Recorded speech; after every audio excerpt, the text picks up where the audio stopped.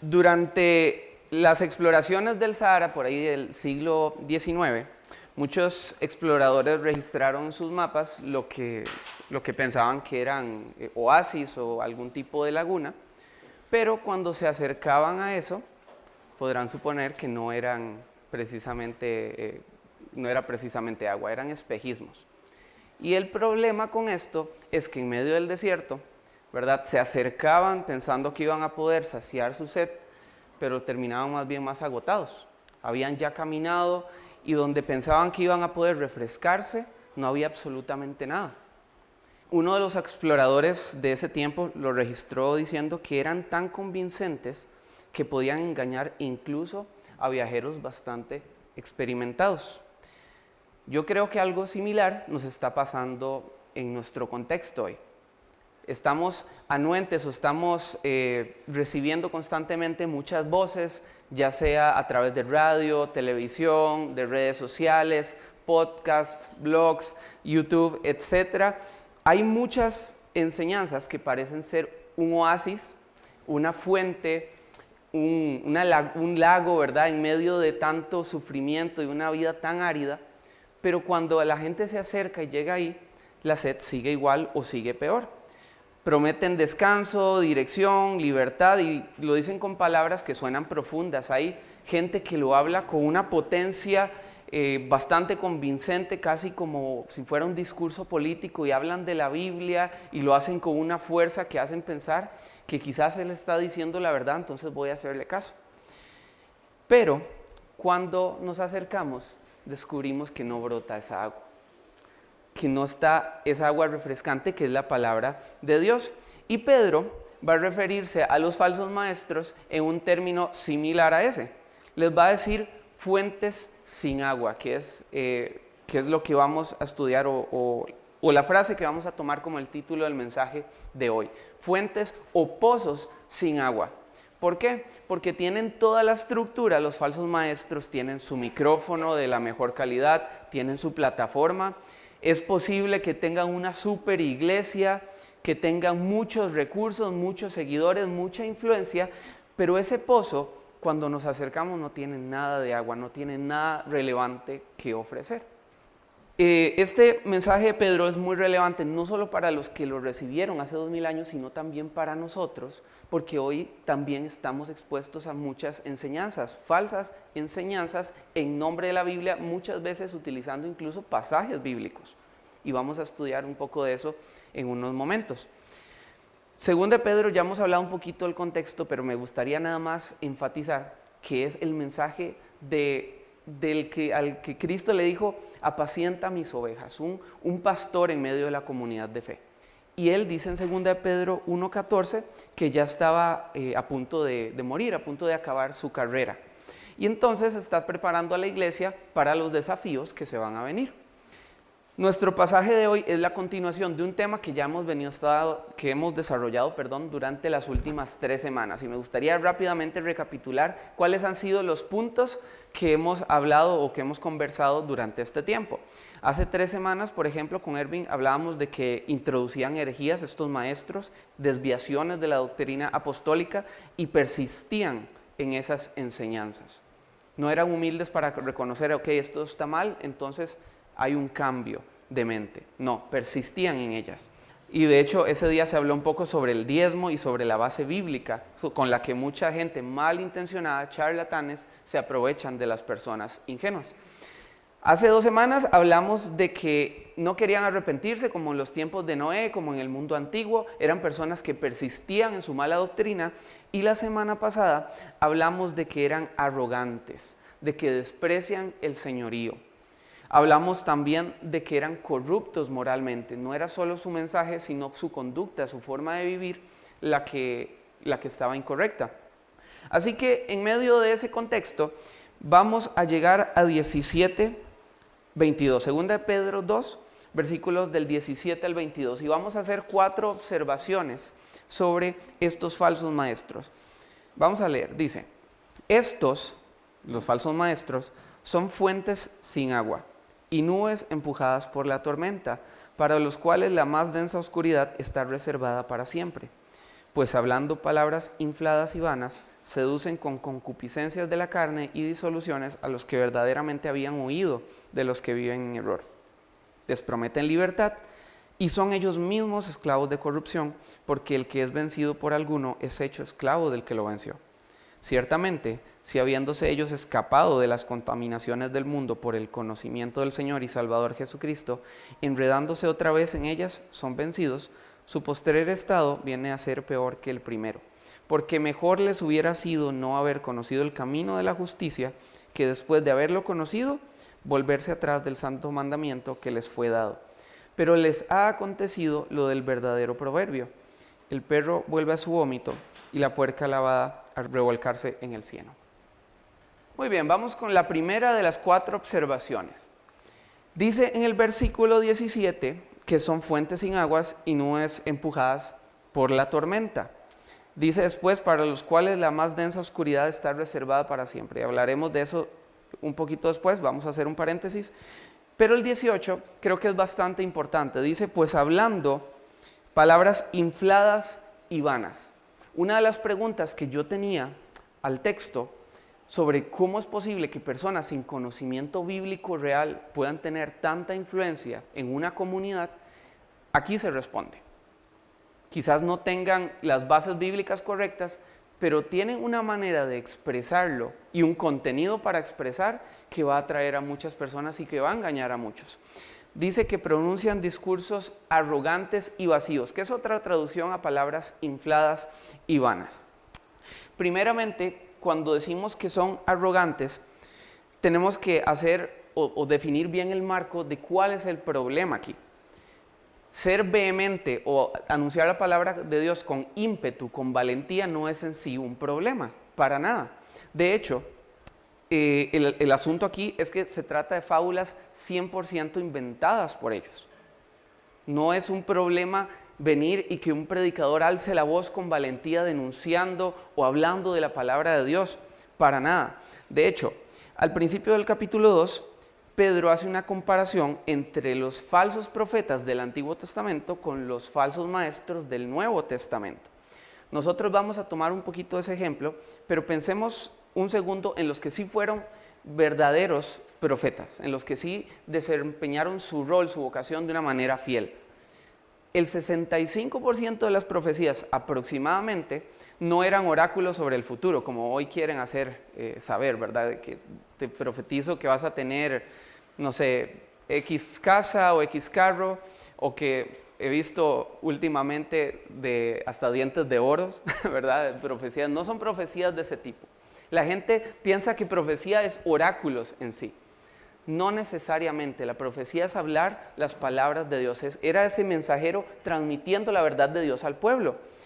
Y el 65% aproximadamente de esos mensajes tenían que ver con denuncia de pecado, ya sea por idolatría, por inmoralidad, porque había injusticia en medio del pueblo, tenía que ver con juicio, con llamado al arrepentimiento, eran mensajes duros, mensajes chocantes. Ustedes seguramente se van a acordar de Elías cuando recibió amenazas de muerte por parte de Jezabel, ahí en Primera de Reyes capítulo 19, porque denunció de una manera vehemente la palabra de Dios que nos estaba obedeciendo. Así que, digámoslo así, hablar fuerte o hablar con potencia sobre la palabra de Dios no es un problema en sí. Muchas veces los predicadores, los expositores van a requerirlo para que así quien escuche entienda el desafío. Por ejemplo, ¿se acuerdan cuando llega Natán delante de David y le dice, empieza a contar la historia del hombre que toma el corderito, ¿verdad? De esa persona que lo amaba, y en cierto momento, arriesgando aún su propia vida, lo señala y le dice, tú eres aquel hombre, con valentía, exponiendo aún su propia vida. Jesús, en una de las escenas que a mí me gustaría, yo creo que si tuviera una máquina del tiempo, me gustaría entrar ahí en esa escena y ver las reacciones de la gente. En Juan capítulo 8, Jesús estaba interactuando con la gente y estaban los sospechosos de siempre, los fariseos, escuchando. Y dice, antes de que Abraham fuera, yo soy. Y claro, se desató el descontrol. La palabra de Dios muchas veces necesita esa valentía de ser predicada y esa forma, no solo el contenido, sino esa forma para desafiar, para que la gente entienda la importancia y la relevancia de la palabra. ¿Cuál es el asunto con los falsos maestros? Que ellos, su vehemencia viene de lo que ellos se inventaron y ahí se convierte en arrogancia.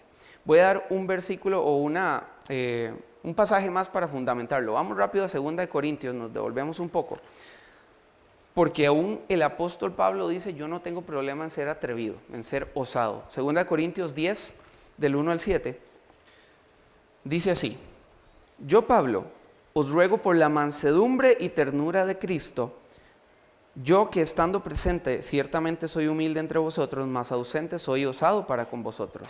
Ruego pues que cuando esté presente no tenga que usar de aquella osadía con la que estoy dispuesto a proceder resueltamente contra algunos que nos tienen como si anduviésemos según la carne. Pablo, por supuesto, estaba defendiendo su ministerio. Pues aunque andamos en la carne, no militamos según la carne, porque las armas de nuestra milicia no son carnales, sino poderosas en Dios para la destrucción de fortalezas, derribando argumentos y toda altivez que se levanta contra el conocimiento de Dios, y llevando cautivo todo pensamiento a la obediencia a Cristo, y estando prontos, ¿para qué? Para castigar toda desobediencia cuando vuestra obediencia sea perfecta. No hay problema en ser firme, a veces es necesario. No siempre los pastores que amamos van a venir a nosotros a darnos cremita de rosas. A veces es necesario que nos digan, estás haciendo lo incorrecto. Estas personas, en cambio, llegaban y hablaban desde sus propias ideas, desde sus propios conocimientos y no desde la autoridad de la palabra, de una manera alzada y arrogante. Y es ahí donde está el problema. Similar pasaba con los sofistas en 1 Corintios, que eran estas figuras que manejaban muy bien la retórica y la oratoria, pero que sus mensajes en realidad no decían nada, eran puros círculos. Así que tengo una pregunta que creo que todos acá deberíamos empezar a desarrollar. ¿Cómo definimos un buen expositor o un buen mensaje de la Biblia? Quizás para muchos lo definamos como si fuera un político. Entre mejor el discurso, entre más fuerte hable, entre más gente tenga en su iglesia. Uy, es que en los videos de YouTube sale con una iglesia de 5,000 personas, debe ser bueno. A veces nos equivocamos en utilizar nuestros criterios y no los criterios de la palabra. Nos dejamos impresionar y no hacemos como los de Berea ahí en Hechos 17, que dice que iban a la Biblia, aún en las mismas predicaciones de Pablo, ¿para qué? Dice 17:11, recibieron la palabra con toda solicitud, escudriñando cada día las escrituras para ver si estas cosas, lo que Pablo enseñaba, lo que un apóstol de Dios enseñaba, eran así. El lunes estábamos en la casa de Cris comentando un poquito Eclesiastés 10 y mientras estudiaba un poco el tema me acordé de este versículo, que fue una muy buena conversación y creo que tiene cabida en lo que la gente ve de los predicadores o de los expositores en sí. Dice Eclesiastés 10, 5 y 6, hay un mal que he visto bajo el sol, semejante al error que cometen los gobernantes. Al necio se le dan muchos puestos elevados, pero a la gente valiosa se les dan los puestos más bajos. El principio es que no necesariamente porque usted llegue a internet y vea un expositor con mucha gente siguiéndolo, o con una iglesia grande, o con un ministerio de muchos años, no necesariamente eso significa que esté predicando la palabra de verdad. Muchas veces llegan ahí por inflar sus palabras. Por supuesto entendemos que el contexto tiene que ver con las autoridades terrenales, pero podemos aplicarlo a esas personas que desarrollan cierta autoridad o influencia en medio o en un púlpito también. Dice que son arrogantes, también que son vacíos, son mensajes completamente sin utilidad. Una de las características más esenciales de la Biblia es que es útil, que trae fruto. ¿Se acuerdan 1 Timoteo 3:16?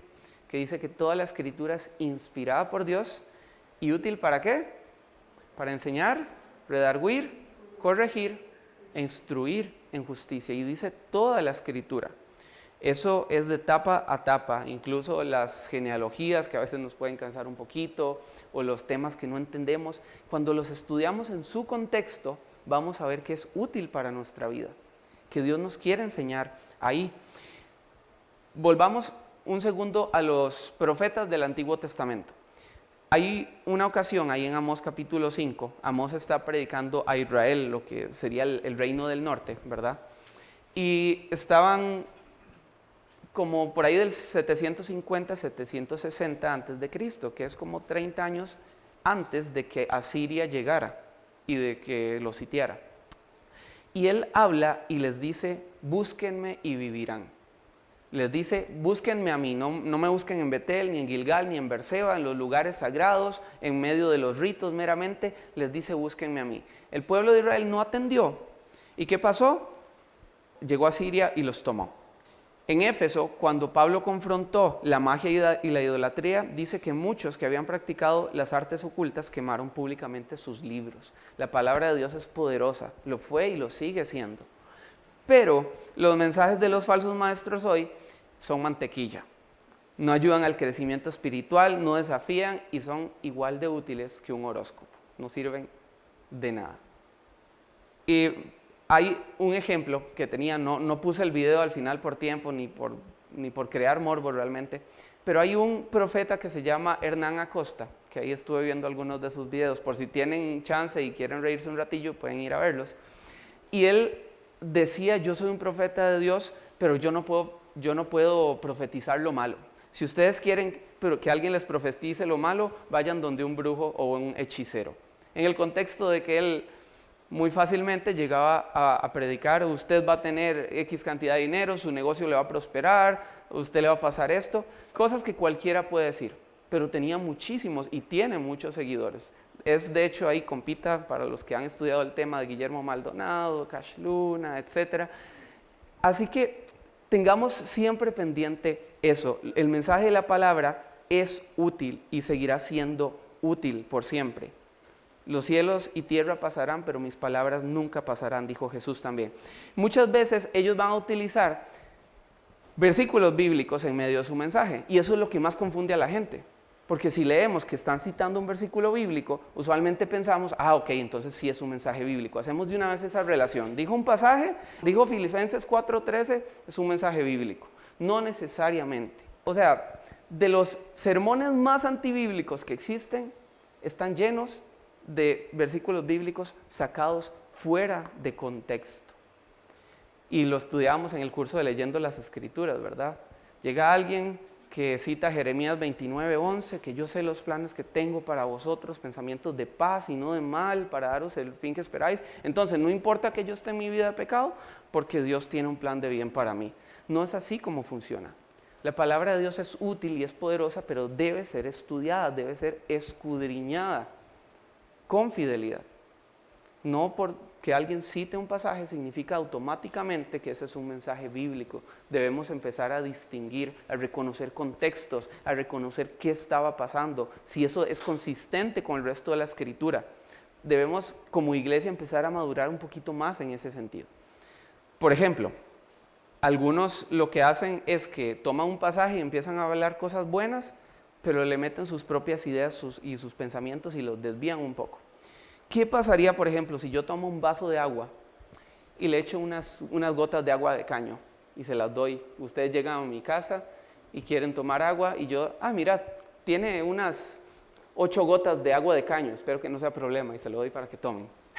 ¿Se tomarían ese vaso? Por supuesto, aquí, Alina, estudiante de medicina, tajante, no hay ninguna posibilidad. Es así. Con la palabra de Dios es lo mismo. Quizás algunos tengan 80% de verdad, pero cuando empiezan a tener sus propias ideas, ya ahí está contaminando, está diluyendo absolutamente todo el mensaje. Y es un problema en sí. Vamos a Jeremías. Vamos a estar haciendo esos paralelos de Nuevo y Antiguo Testamento, porque en los tiempos de Jeremías pasaba algo similar. Esto es un contexto diferente, por supuesto, es años antes de la caída de Jerusalén ante Babilonia. Y hubo profetas que predicaban que todo iba a estar bien, cuando no era así. Vamos a Jeremías 23 y vamos a leer desde el 16 hasta el 22 primero. Dice, así ha dicho Jehová de los ejércitos, no escuchéis las palabras de los profetas que os profetizan, os alimentan con vanas esperanzas, hablan visión de su propio corazón, no de la boca de Jehová. Dicen atrevidamente a los que me irritan, Jehová dijo, paz tendréis, y a cualquiera que anda tras la obstinación de su corazón, dicen, no vendrá mal sobre vosotros, como el ejemplo que mencionábamos. Porque ¿quién estuvo en el secreto de Jehová y vio y oyó su palabra? ¿Quién estuvo atento a su palabra y la oyó? He aquí que la tempestad de Jehová saldrá con furor y la tempestad que está preparada caerá sobre la cabeza de los malos. No se apartará el furor de Jehová hasta que lo haya hecho y hasta que haya cumplido los pensamientos de su corazón. En los postreros días lo entenderéis cumplidamente. No envié yo a aquellos profetas, pero ellos corrían, yo no les hablé, mas ellos profetizaban. Pero si ellos hubieran estado en mi secreto, habrían hecho oír mis palabras a mi pueblo y lo habrían hecho volver de su mal camino y de la maldad de sus obras. Traen esperanza falsa, no llaman al arrepentimiento, son mentirosos. Y saltamos un poquito a versículo 29, dice, ¿no es mi palabra como fuego, dice Jehová, y como martillo que quebranta la piedra? Por tanto, he aquí que yo estoy contra los profetas, dice Jehová, que hurtan mis palabras, cada uno de su más cercano. Dice Jehová, he aquí que yo estoy contra los profetas que endulzan sus lenguas y dicen, él ha dicho. He aquí, dice Jehová, yo estoy contra los que profetizan sueños mentirosos y los cuentan, y hacen errar a mi pueblo con sus mentiras y con sus lisonjas. Y yo no los envié ni les mandé, y ningún provecho hicieron a este pueblo, dice Jehová. En contraste a estas falsas enseñanzas de los falsos maestros está la palabra de Dios, las palabras de vida. Cuando Jesús empezó a predicar en Juan capítulo 6 sobre que debían de comer su cuerpo, que Él era ese pan enviado del cielo, similar o haciendo la relación con el maná en el Antiguo Testamento, Él les dice, ustedes deben comer mi carne, deben beber mi sangre. Y la gente que estaba escuchando, discípulos de Él, dicen, dura es esta palabra, no queremos oírla o no podemos oírla, y dice que en ese momento muchísimos se fueron. Entonces Jesús, después de que muchos se fueron, se vuelve a los 12, a su círculo más cercano, y les dice lo siguiente, ¿queréis acaso iros también vosotros?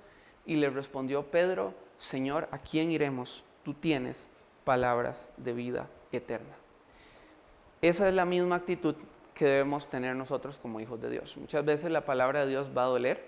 ¿Se acuerdan del proverbio que dice que las palabras del justo, en este caso, son como medicina? Muchas veces nos van a hablar nuestros pastores o personas que amamos, hermanos en Cristo, van a hablar palabras que son duras de digerir, pero que van a ser como medicina al final.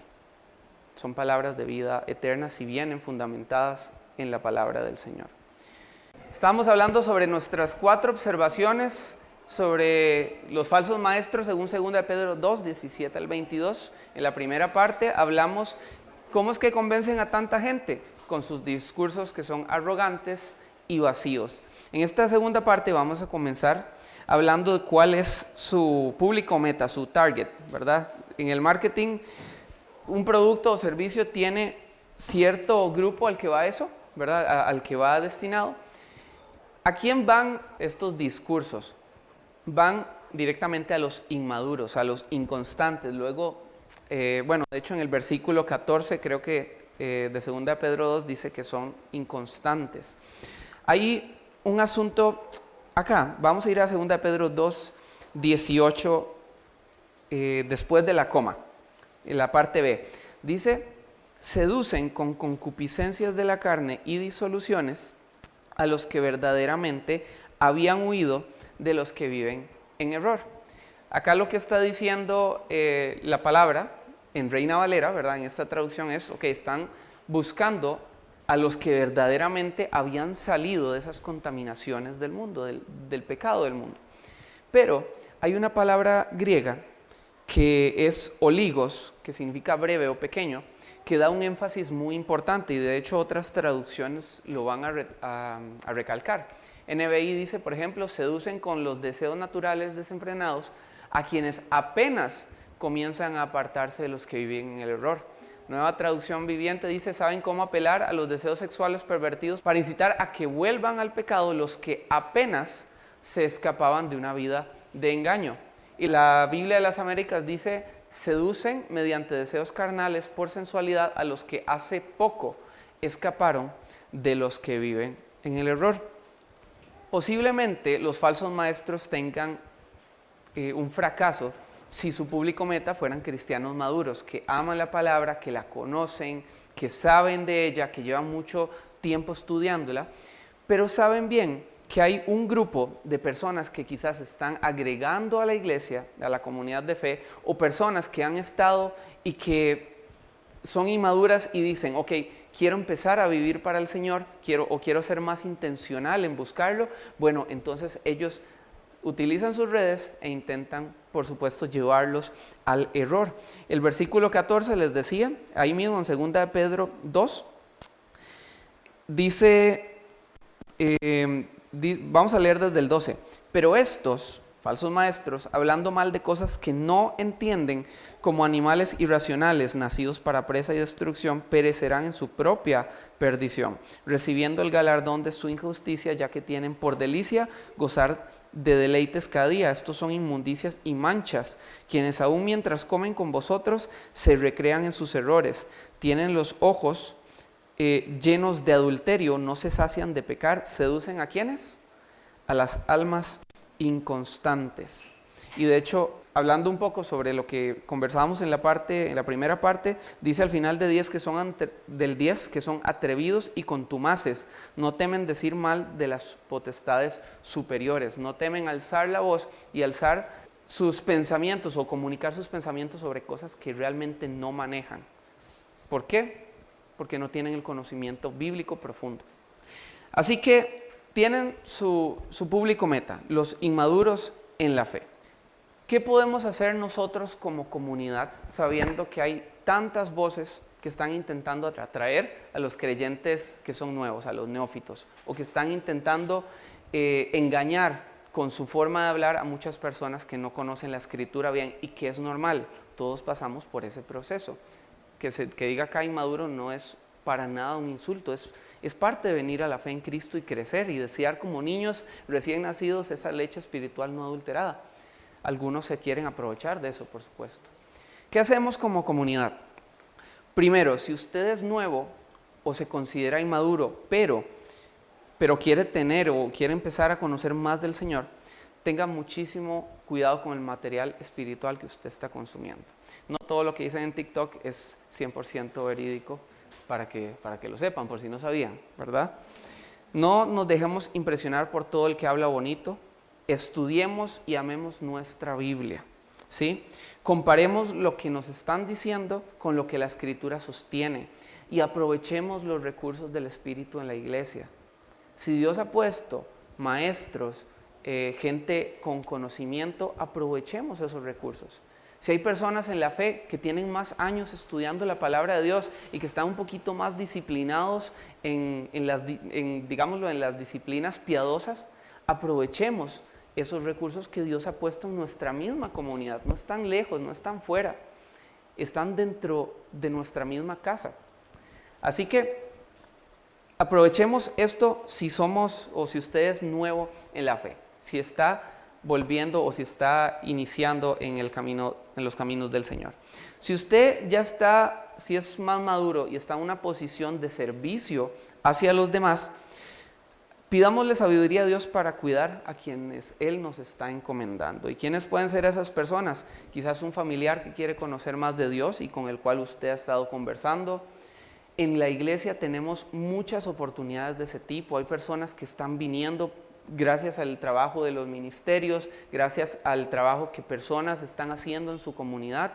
Vemos, por ejemplo, lo que está pasando en Los Guido, las puertas que Dios está abriendo, y es nuestra responsabilidad ser muy intencionales en saber qué alimento espiritual están recibiendo las personas a las que servimos, sea cual sea el ministerio o el campo que Dios le ha dado a usted para trabajar. Indaguemos sobre qué están leyendo y qué tipo de videos están viendo, qué tipo de personas están escuchando, qué conceptos están llegando a sus mentes. Y por supuesto nos cuidamos nosotros también. Dijo J.C. Ryle que una iglesia que no es capaz de decir esto es falso, pronto perderá el derecho de decir esto es verdadero. Tercer punto, o esta tercera observación: prometen libertad que no poseen. Dice en el 19, 2 Pedro 2:19, les prometen libertad y son ellos mismos esclavos de corrupción, porque el que es vencido por alguno es hecho el esclavo del que lo venció. Hace varios meses, cuando dice en 1 Pedro 5, que a los pastores, ¿verdad?, no como teniendo señorío sobre los que están a vuestro cuidado, sino siendo ejemplos de la grey, se me venía a la mente una imagen de mi infancia. Mi papá, desde que tengo uso de razón, siempre tuvo un estudio de grabación y llegaban personas a veces muy experimentadas a grabar sus canciones o sus instrumentos, y a veces llegaban personas que estaban dando sus primeros pasos en la música y que quizás no tenían tanta experiencia o que no afinaban tan bien. Y una de las imágenes que recuerdo de niño, que yo llegaba de metiche y me quedaba ahí en el sillón viendo cómo mi papá grababa a la gente, y cuando alguna de estas personas, sobre todo no tan experimentadas, se equivocaban en la melodía o desafinaban terriblemente, ¿verdad?, mi papá cantaba una parte de la melodía modelando lo que esta persona tenía que grabar. Y por eso pensaba en ese versículo de que los que son pastores debían modelar a los demás, no solamente juzgar o solamente dar la teoría, sino con su propia vida mostrar lo que las otras personas debían vivir también según las Escrituras. Y luego pensaba en los falsos maestros, y estos falsos maestros hablan, tienen influencia, pero no conocen esa melodía. No solo no la conocen, sino que transmiten otra melodía totalmente desafinada, ruidosa, horrible. La gente, como quizás no tiene un patrón, digamos, para decir esto es correcto, esto está bien o está mal, va a seguir ese ejemplo. Los falsos maestros de este entonces habían aprendido la jerga cristiana, tenían un poquito de cristianés, porque los apóstoles habían hablado de libertad. Era un término que se estaba masticando, sobre todo entendiendo que venían muchas personas que habían salido de un contexto judaizante. Entonces hablamos de libertad en Cristo. Pero esa libertad lastimosamente se convertía en libertinaje, ¿ok? Cristo me hizo libre, entonces hago lo que quiero y lo desligo completamente de la santidad, que es una de los frutos de la libertad, por cierto. Vean qué interesante, porque estas personas, estos falsos maestros, llegaron a tener aparentes conductas positivas. Aparentemente dejaron el pecado por un tiempo, pero luego volvieron a él. Vean lo que dice 2 Pedro 2:20. Dice, ciertamente, si habiéndose ellos escapado de las contaminaciones del mundo por el conocimiento del Señor y Salvador Jesucristo, enredándose otra vez en ellas son vencidos. Su postrer estado viene a ser peor que el primero. Pablo le dijo a los filipenses, ocupados en vuestra salvación con temor y temblor, porque Dios es el que produce en vosotros, así el querer como el hacer, por su buena voluntad. Eso lo encontramos en Filipenses 2, 12 y 13. ¿Qué es lo que pasa? Como el Espíritu Santo, que no habita en estas personas, y lo comentaremos después, no produce el convencimiento profundo del pecado, que sí produce el Espíritu Santo, estos hombres vuelven rápido, o tarde o temprano vuelven a las contaminaciones del mundo. Es totalmente posible que un falso maestro haya mostrado una buena conducta en el pasado, pero sostenida de manera momentánea por los esfuerzos de su carne, no porque hubiera una transformación real del espíritu en esa persona. Vamos rápidamente a ir a Romanos 6. Acompáñenme a esta carta que escribió el apóstol Pablo a una iglesia que no había conocido y que es profundamente doctrinal, sobre todo en los capítulos del 1 al 11. La libertad en Cristo, dice el comentarista David Guzik, es el deseo y la capacidad dados por el Espíritu para hacer lo que debemos hacer ante Dios. Somos capacitados de una manera sobrenatural para hacer lo que le agrada a Dios. Sin el Espíritu no podríamos tener una vida libre para hacer lo que a Dios le gusta. Romanos 6, del 15 al 23, dice, ¿qué pues? ¿Pecaremos porque no estamos bajo la ley, sino bajo la gracia? En ninguna manera. ¿No sabéis que si os sometéis a alguien como esclavos para obedecerle, sois esclavos de aquel a quien obedecéis, sea del pecado para muerte, o sea de la obediencia para justicia? Pero gracias a Dios que aunque erais esclavos del pecado, habéis obedecido de corazón a aquella forma de doctrina a la cual fuisteis entregados. Y atención al versículo 18. El proceso diseñado por Dios en la salvación. Y libertados del pecado, vinisteis a ser siervos de la justicia. Libres del pecado para luego ser esclavos, doulos de la justicia. 19. Hablo como humano por vuestra humana debilidad, que así como para iniquidad presentasteis vuestros miembros para servir a la inmundicia y a la iniquidad, así ahora para ¿la qué? Santificación. Para santificación presentad vuestros miembros para servir a la justicia.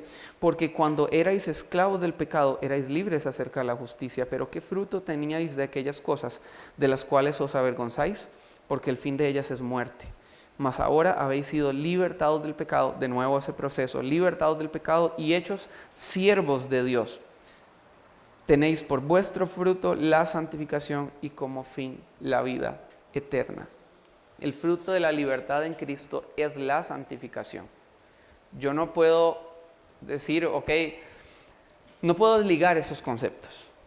La libertad en Cristo va a estar relacionada sí o sí con la santificación y no con una vida donde yo pueda hacer lo que quiera.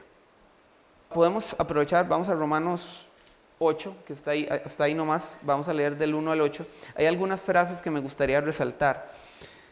Dice 8:1, ahora pues ninguna condenación hay para los que están en Cristo Jesús, los que no andan conforme a la carne, sino conforme al Espíritu. Porque la ley del Espíritu de vida en Cristo Jesús me ha librado de la ley del pecado y de la muerte. Porque lo que era, ¿qué dice ahí? Imposible, guardemos esa palabra. Imposible para la ley, por cuanto era débil por la carne, Dios, enviando a su Hijo en semejanza de carne de pecado y a causa del pecado, condenó al pecado en la carne. Para que la justicia de la ley se cumpliese en nosotros, que no andamos conforme a la carne, sino conforme al Espíritu. Porque los que son de la carne piensan en las cosas de la carne, pero los que son del Espíritu en las cosas del Espíritu. Porque el ocuparse de la carne es muerte, pero el ocuparse del Espíritu es vida. Por cuanto los designios de la carne son enemistad contra Dios, porque no se sujetan a la ley de Dios, ni tampoco pueden. Guarden esa segunda palabra, ni tampoco pueden. Dice el 8, y los que viven según la carne no pueden agradar a Dios. Ahora sí, bajo la realidad del Espíritu, usted y yo podemos sujetarnos a Dios, podemos agradar. Libertad significa que estamos en un estado que antes de Cristo era totalmente imposible. No podíamos agradar a Dios por más dinero que diéramos a la caridad, por más bien que nos portáramos con las personas alrededor. Era imposible agradar a Dios. Era una realidad espiritual completamente distinta, porque se vivía en la carne. Sí, bajo ciertos parámetros de la sociedad, de acuerdo, pero no bajo la realidad de agradar a Dios desde la nueva realidad del Espíritu. Era imposible agradar a Dios sin el Espíritu Santo. Recalco o nos acordamos de las palabras que subrayamos. En el 3 dice, porque era imposible para la ley. Dice en el 7 que por cuanto los designios de la carne son enemistad contra Dios, porque no se sujetan a la ley de Dios ni tampoco pueden. La libertad es que ahora sí podemos sujetarnos a Dios y podemos hacerlo en libertad. Romanos 8:9 dice, mas vosotros no vivís según la carne, sino según el Espíritu, si es que el Espíritu de Dios mora en vosotros, y si alguno no tiene el Espíritu de Cristo, no es de él. En cuarto lugar, otra observación que hace Pedro, que esperamos que todos tengamos nuestro separador en 2 Pedro 2, volvemos ahí, es que persisten deliberadamente en una vida de pecado. Y esto es lo más triste de estas personas. Si se arrepintieran, seguramente sí disfrutarían esa libertad que hay en Cristo. Pero como habiendo conocido, y no solo conocido de renombre, sino conociendo doctrina de manera profunda, dijeron, no me voy a arrepentir. Spurgeon dijo, las ovejas pueden caer en el lodo, pero solo los cerdos se revuelcan en él. Vean qué interesante, vamos a leer versículos del 20 al 22. Ciertamente, si habiéndose ellos escapado de las contaminaciones del mundo por el conocimiento del Señor y Salvador Jesucristo, enredándose otra vez en ellas, son vencidos, su postrer estado viene a ser peor que el primero, porque mejor les hubiera sido no haber conocido el camino de justicia que después de haberlo conocido volverse atrás del santo mandamiento que les fue dado. Pero les ha acontecido lo del verdadero proverbio: el perro vuelve a su vómito y la puerca lavada vuelve a revolcarse en el cieno. La palabra que se utiliza en el original para el versículo 20 y 21 tiene la misma raíz, es epignosis, que habla de un conocimiento profundo. Cuando dice que conocían de Cristo, no es que habían escuchado de Él, tenían una posición de influencia. Habían escuchado la doctrina, sabían lo que se predicaba, pero aún así decían que no. El versículo 21 utiliza el mismo concepto, epiginosco, con respecto al camino de justicia. Conocían cómo vivían los cristianos, conocían la doctrina, su manera de relacionarse, su manera de amar a los demás. Habían visto a la gente desprenderse de lo más profundo de ellos en un amor sacrificial, pero aún así dijeron: no me voy a arrepentir, voy a continuar ganando o teniendo estas ganancias deshonestas que nos decía el capítulo en cuanto a la codicia, en cuanto a inmoralidad también. Les voy a pedir que vayamos rápidamente a 1 Juan 3, 6, 10. Este pasaje podría ser 50 minutos solo para hablar de este pasaje, y tenemos 5, va a estar un poco complicado. Pero la buena noticia es que se viene 1 Juan, ya casi, para el estudio. Entonces vamos a dejarlo solamente como el tráiler de la película. 1 Juan 3, del 6 al 10 dice así: todo aquel que permanece en él no peca. Todo aquel que peca no le ha visto ni le ha conocido. Hijitos, nadie os engañe. El que hace justicia es justo como él es justo. El que practica el pecado es del diablo, porque el diablo peca desde el principio. Para esto apareció el Hijo de Dios, para deshacer las obras del diablo. Todo aquel que es nacido de Dios no practica el pecado, porque la simiente de Dios permanece en él y no puede pecar porque es nacido de Dios. En esto se manifiestan los hijos de Dios y los hijos del diablo. Todo aquel que no hace justicia y que no ama a su hermano no es de Dios. Y voy a hacer varios puntos para clarificar aquí. ¿Significa que un creyente no puede pecar? Vamos a 1 Juan 2, nos devolvemos un poquito. 1 Juan 2, 1 dice: hijitos míos, estas cosas os escribo para que no pequéis. Y si alguno hubiere pecado, abogado tenemos para con el Padre. No está diciendo que un creyente nacido de nuevo no puede cometer un pecado. Es posible, todavía vivimos en esta parte de la eternidad, con cuerpos no glorificados, todavía estamos luchando con nuestra vieja naturaleza, con esos designios, con esas partecitas, con esos restantes de la carne. Pero lo que sí no es congruente con el tema del nacimiento de nuevo es esto: mantenerse practicando el pecado, hacer un tratado de paz, hallarse cómodos en un patrón de pecado, como sí lo pueden hacer personas que están lejos de Cristo. Repetimos versículos 8 y 9. Igual, si hay preguntas, qué dicha, si abre la oportunidad a que nos tomemos un cafecito y podamos profundizar en el tema. Pero dice 8:9, el que practica el pecado es del diablo, porque el diablo peca desde el principio. Para esto apareció el Hijo de Dios, para deshacer las obras del diablo. Todo aquel que es nacido de Dios no practica. Practica, en la palabra original tiene que ver con algo que se repite, que es un patrón, como si nada pasara. Practicar el pecado. Porque la simiente de Dios permanece en él y no puede pecar porque es nacido de Dios. Que por cierto, el nuevo nacimiento es un tema que el mismo apóstol Juan trata en su evangelio, en Juan capítulo 3, cuando Juan se refiere a la conversación de Jesús con Nicodemo. Así que, para cerrar el tema nada más, el contexto de 1 Juan era un poquito diferente, o tenemos un poquito más de luz sobre el contexto de 1 Juan que de 2 de Pedro.